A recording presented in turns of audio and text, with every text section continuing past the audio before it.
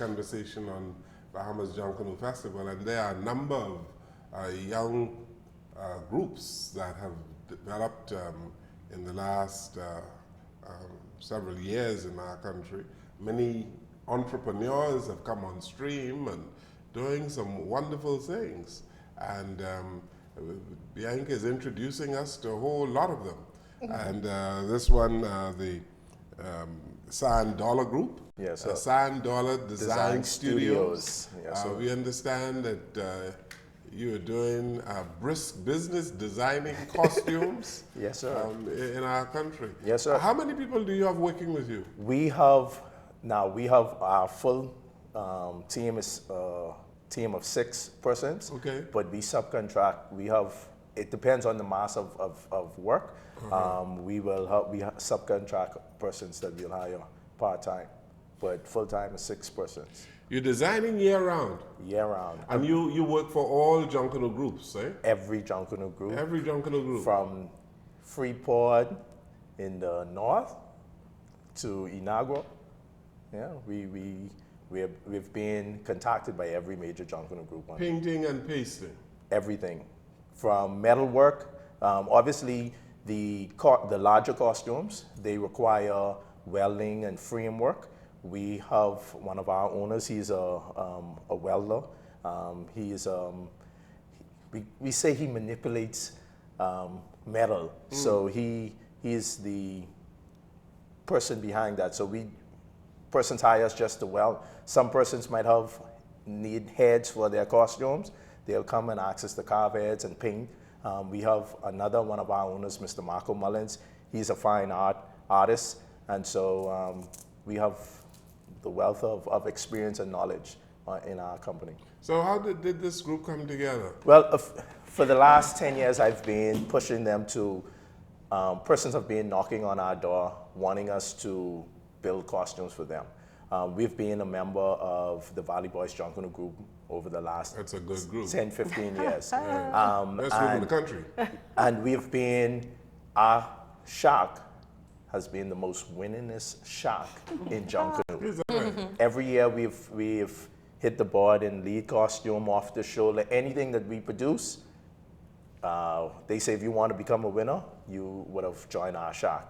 And so for years, persons wanted to be a part of our shack or wanting us to build costumes for them. And so we saw that there was an industry in it and a market for it. And so 2 years ago, we decided to venture outside of being members of a Junkanoo group and actually creating our own company that we can produce costumes, and persons can come. We don't only just produce costumes. Persons can come and say, we want you to feather our costumes. We want you to come and give us a concept. We'll do that for them. And you have more than a shack, you have a studio. Yeah, we don't call ourselves a shack. When we look at what shack is in Junkanoo, people always say it's not conducive to this and that. So we call ourselves a studio because we're not just Junkanoo, like I said. We are art. So we're an art studio and we produce art. Interesting. We have to look at Junkanoo as an art and stop looking at it as just something that we do every Christmas and every New Year. It's an art. We have artists. They're artisans. I mean, to create those costumes, they're masterpiece. And to see people throw them on the side of the road at the end of the day, not even throw them, I mean, leave them there, it's disheartening. And so we wanted to create an avenue where persons would be able to not just, if you pay for something, you could appreciate it more. And so we want you to keep your art, and that's why we wanted to participate in this festival, because last year when Angelique came to us, we were a new company, and we do not own the costumes that we build. So we build a costume for our client, and that's their own.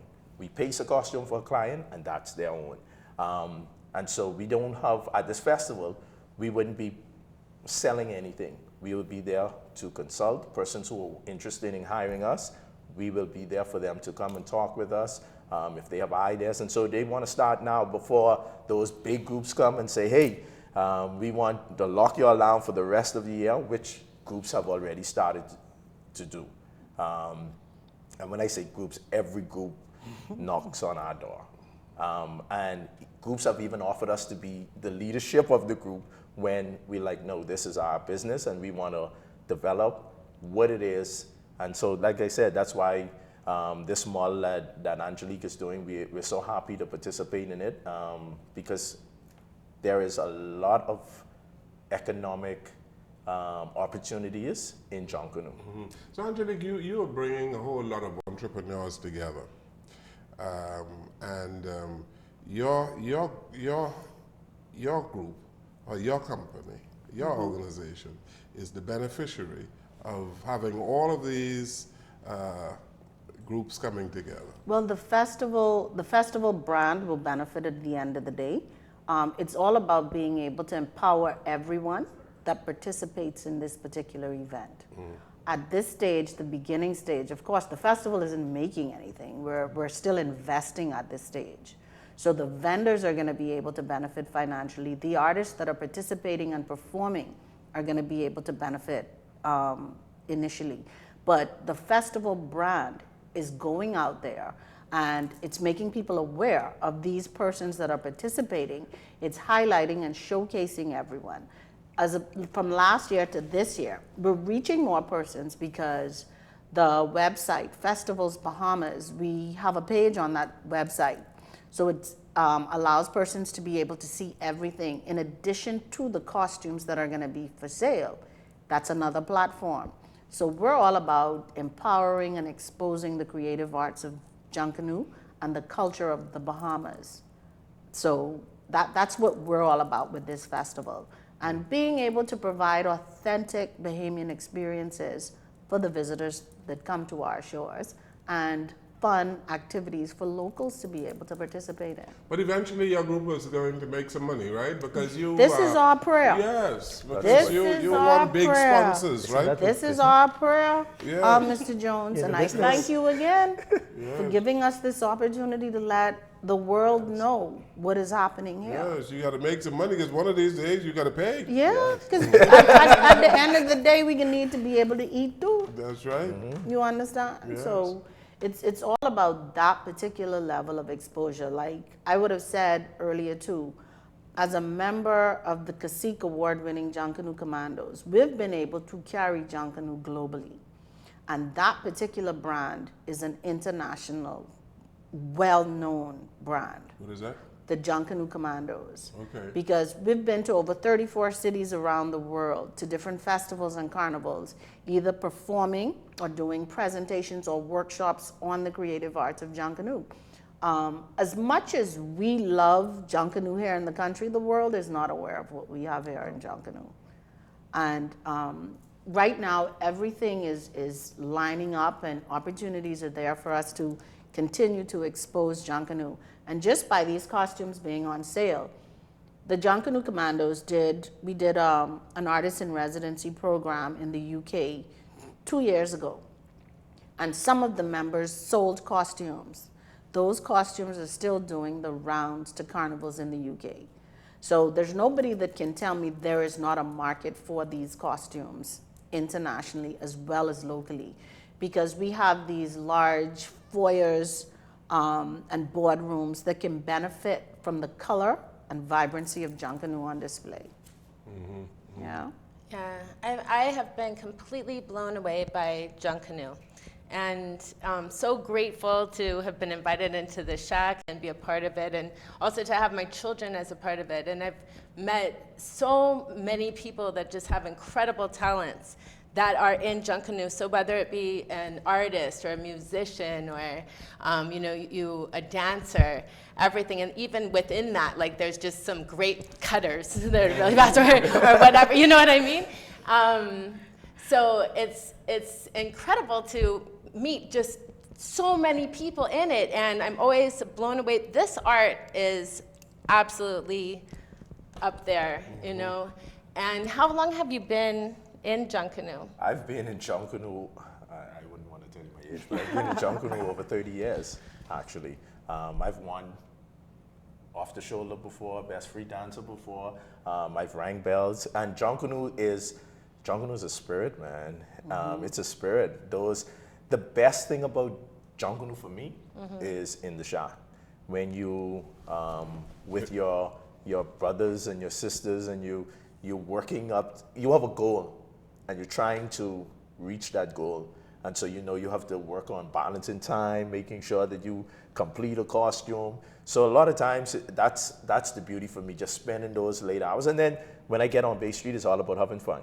It's all about having fun. And it's about creativity. You Yeah, of allow course, your of course. creative juices to Of course, flow, right? and I compete with myself. I don't compete with no one else, because a judge can't tell me I look better than you or you look better than me. So my goal in Junaknoo is always to be better than the last time I was on the road. And so for me, Junaknoo is just to have fun, and it's a spirit. When, like Angelique said, the drum, that's the heartbeat and soul of Junaknoo.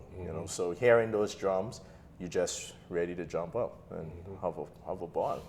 Interesting. And Angelique, you putting all of these pieces together, you are bringing out the various talents of the young Bahamians, eh?